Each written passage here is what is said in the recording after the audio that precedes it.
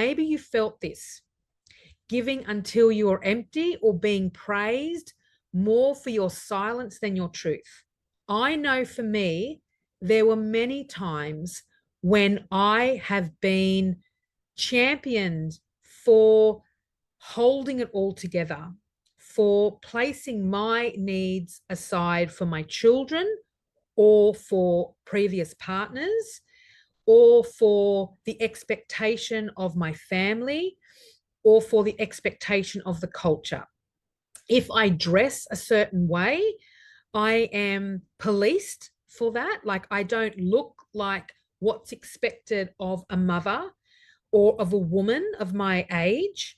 And I am constantly placed in this space of confronting the expectation of what it is to be a woman in a death mother culture.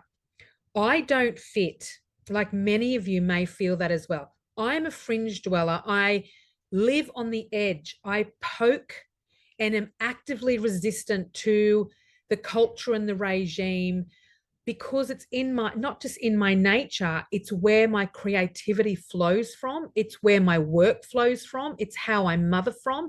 It's how I live from. It's how I can pivot and remain grounded in chaos, and how I can serve and best tend to the parts of me that have been ostracized or encouraged to be cut away and pushed into the shadows all my life until I reclaimed them after my mother's death.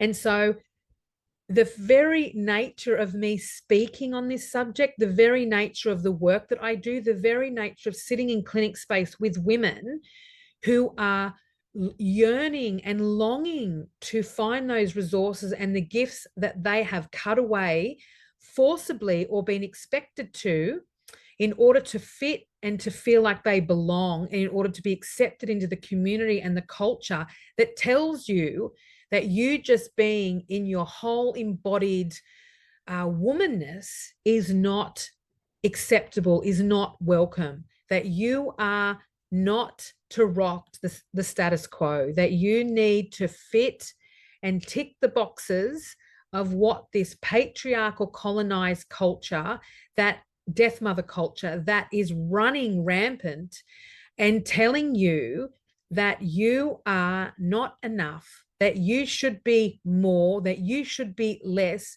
just simply by inhabiting a woman's body. You are revealing too much. You're not revealing enough. You're too fat. You're not thin enough.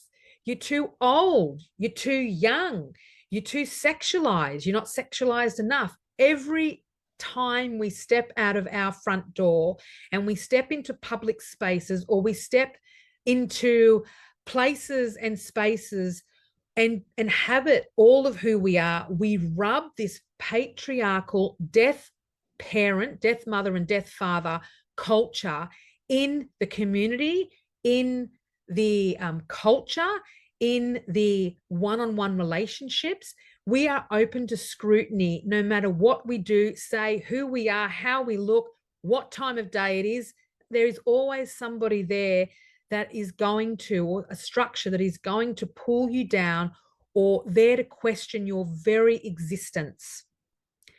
And in my own personal story, it is maddening. It is maddening to constantly have to move with the goalposts